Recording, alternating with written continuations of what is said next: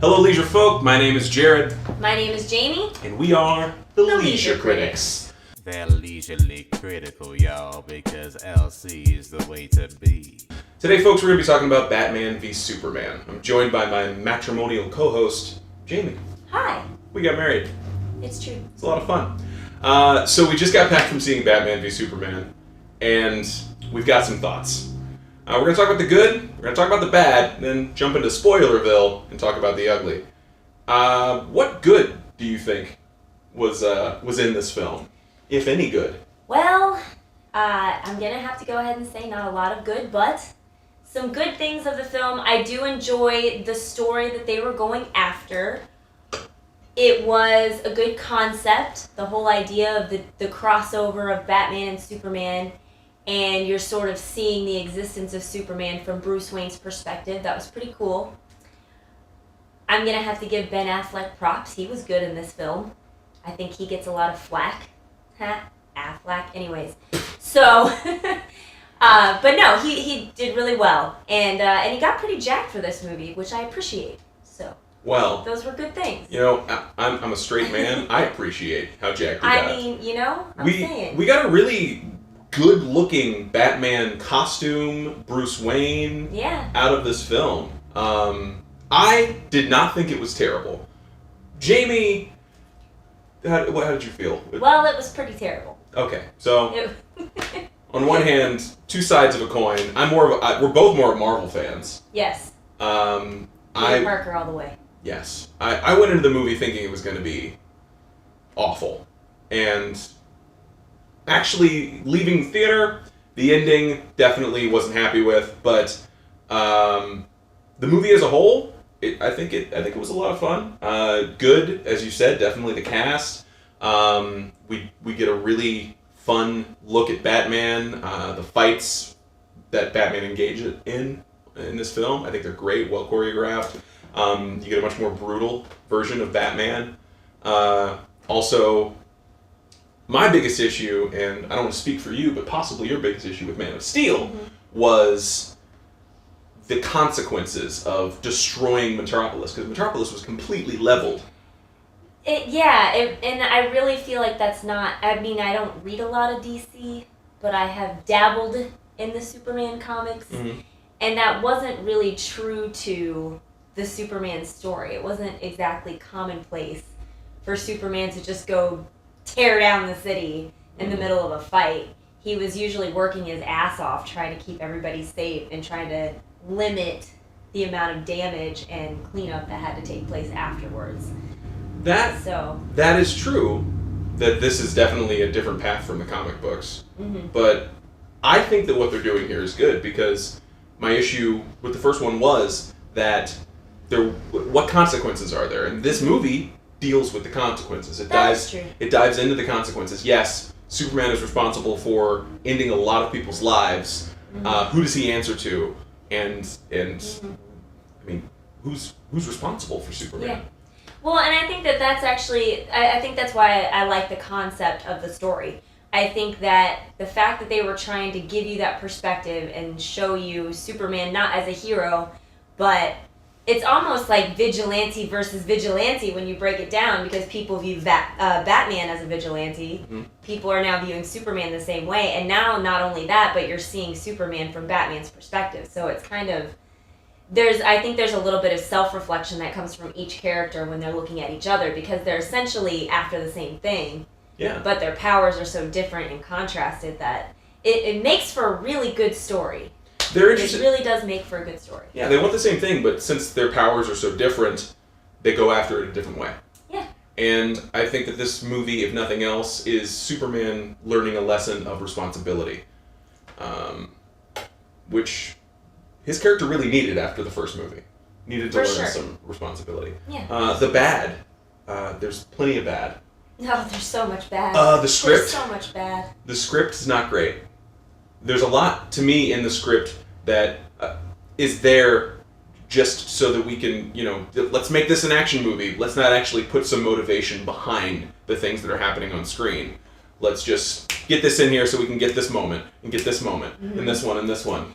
It's interesting that you would word it that way because I really felt like every piece of dialogue that was coming out during the film, it was almost like they were thinking when they wrote it on paper, this is gonna look so epic in the trailer.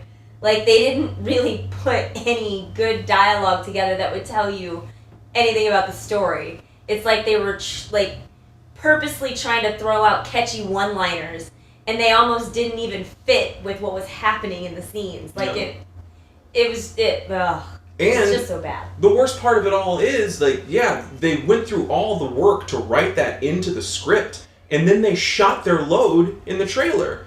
Because, really, Batman v Superman is just the extended trailer for Batman v Superman. You get most of the major beats in the trailer, and that in it itself is a spoiler, but they already spoiled it for you. Like, right. There's nothing missing from the trailer. In fact, if you were to take all of the trailers that have been put out and put them together, you pretty much have seen the whole movie. yeah. Which actually makes me want to talk about, can we just acknowledge the pace of this movie and the fact that it was, first of all, it was choppy, the way that they're showing you the progression of the story. But in the middle of all of this choppiness, they somehow managed to make it take a really long time because everything was an epic, slow motion scene. Yeah. It's all just explosions, fireballs, Epic music! opera. It was It's, just, it was too much. It was too much. They were trying really hard to. This is going to be an action film. There's Right. going to be. We'll give you fireballs. We'll give you crazy creatures jumping at Superman. It's a jumble. It's a mess. Yeah, it really is. And I feel like it's kind of sad that it was delivered so poorly because it really did have the idea behind it and the story. I see where they were going with it. The story that they were trying to tell was really, it should have been a good story. It should have been a great movie. But it's almost like you know how every group of friends has that one kid that's hanging out with you that's just trying way too hard to be cool? DC's becoming that friend. That's exactly what's happening. This movie was that friend that you're just like, guys, we can't be mean to him, but jeez. Mm-hmm. They're trying too hard. Yeah. If there's anybody out there who has not watched the trailer for the movie before seeing the movie, good for you. I bet you'll probably enjoy the movie a lot more. There were so many moments, good moments, and there's not a lot of good moments, but most of the good ones they put in the trailer. And then when they happen in the movie, you're like, well, I already saw that, so I really don't care. I really don't give a shit. And it's just unfortunate. It really is. We're going to jump into Spoiler Town here and talk about the ugly. So some of the thing that really bothered me about Batman is the fact that movie Batman is not comic book Batman. Movie Batman kills people. I did like that they tried to make it so that it's either a dream sequence or it's his only option is to kill. So that I feel like they cut back on the killing a little bit from Batman, which was nice. Mm-hmm. But so many dream sequences. So many. There really were a lot of dream sequences, and there is we're doing the spoilers now. We're into spoilers. Okay. So, there's one particular dream sequence where a survivor from the beginning of the movie, he was like a survivor of Superman's wrath or whatever.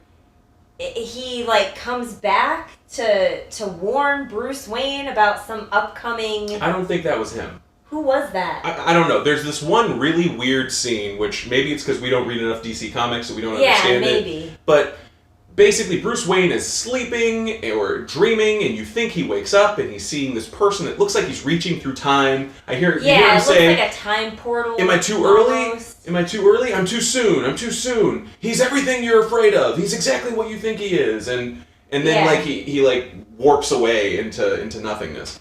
Don't understand the point of that scene, but when he... And it was like a 20-minute scene.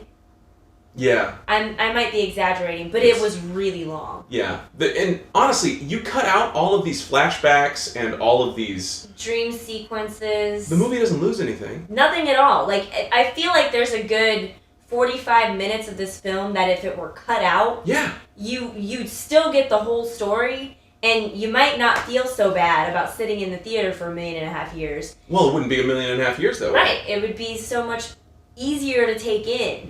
Mm-hmm. You kind of, I think that's part of what ruined the story, is they're throwing in all of these, like, little scenes, like these dream sequences, this one in particular, that still doesn't make any sense to me. I don't know what the point of it was. But you're throwing in all this stuff in, again, just in an effort to make it epic, and in this effort to make it epic, I started making a grocery list in my head at one point because I completely lost focus on what was happening. I'm like, I don't even care what's going on right now.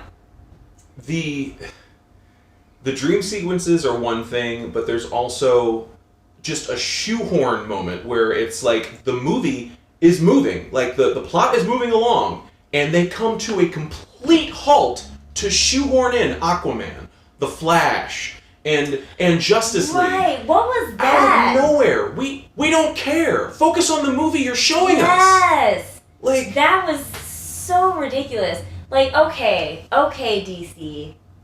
Marvel made the Avengers movies, but you can't just play catch-up now and decide that you're going to throw Justice League out to the world. Like, clearly that's what you're doing, but Marvel was classy about it. Mm-hmm.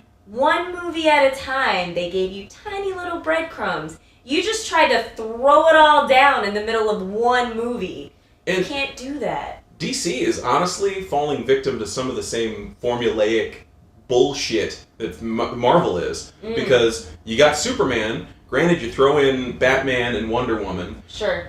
and he's facing a villain which is basically him. It's Doomsday. That's true. Doomsday has more or less the same powers as Superman. Yeah. Which is what we saw for Iron Man, the Incredible Hulk, Mm-hmm. and just so many other Marvel villains are just copies of the Marvel hero Mm-hmm. that we're witnessing. Right. I did enjoy the opening scene, like, through the credits for the movie. I thought it got you up to speed with Batman really, really well, but then it turns out to be a dream sequence. That was really annoying. But it was kind of like The Incredible Hulk with Edward Norton style, where the credits get you up to speed with the character, its motivations, and, you know, where he's coming from, which I thought was great. Mm-hmm. But then they just shit all over it. Yeah. I mean, I agree with that. I feel like the playing catch-up in the beginning was good, but I do think they took an entirely too long time to do it. So much The slow intro motion. could have been much quicker. It was good that they were giving you that introduction. I mean, not that everybody doesn't know the Batman story. I feel like everyone knows it by now. At this point. But to introduce it because it's technically a Superman movie, no? Or is it They supposed to be a Batman movie? Tried to pitch this as a Batman movie. It felt like a Superman movie. It's a Superman It's movie. a Superman movie. I think we got more of Clark Kent in this movie than we did in Man Right. of Steel. Yeah, I think so. Like It's- it definitely felt more like a Superman movie. Don't listen to what everybody's saying. It is not a Batman movie. No. It is a Man of Steel sequel. Right. Which honestly, I kind of wish they would make a new Batman movie. I mean, not that I didn't like the Christian Bale Batman, but I'm kind of interested in what a Ben Affleck Batman series would look like. You know? I'd love to see that. I feel like Ben Affleck as Bruce Wayne was a pretty good casting call. Like that's Jesse Eisenberg as Lex Luthor. awful. She didn't like him. No, I didn't like him at all. I, however, again, since I think the DC movies are focusing on consequence of action, I don't think that Lex Luthor, the one that we know from the comic books, just came to be out of nowhere. Mm-mm. They tool around with his origins a little bit with the abusive history that he Yeah, hints which at. really doesn't track to me. Like, No. you know, I felt like the interpretation of Lex Luthor all throughout, and I'm sorry, what's that kid's name again? Jesse Eisenberg. Jesse Eisenberg. Okay, so this Jesse Eisenberg guy, to me, when I was watching his Lex Luthor, I felt like his way of preparing for the role was he watched a whole lot of Heath Ledger's Joker. He's much more campy. He's the campiest character. Yeah, in the I whole guess movie. campy is a good way to put it. And just, I don't know, like all of his mannerisms, like he's like kind of twitchy and like he's basically a little psycho. He's crazy. It's almost like a bad knockoff of Heath Ledger's Joker. And that makes me sad because Heath Ledger's Joker was amazing. And this guy's interpretation of Lex Luthor, and that's not what Lex Luthor is. It's a very different take on Lex Luthor. It's a really odd take on the character, and I think that it kind of messes with the way that the story can go now. In his defense, I think that maybe, all actors are just following direction. True. And I think maybe that they're trying to build, again, Lex Luthor didn't start off as this sadistic, maniacal, more or less sane, but, power-hungry individual. But he had to become that way, Because he screwed up quite a bit in this movie, landed his butt in jail, acting like a crazy person. So maybe when he gets out, he's the much more calm, centered, playing a game of chess with the world individual that we know from the comics.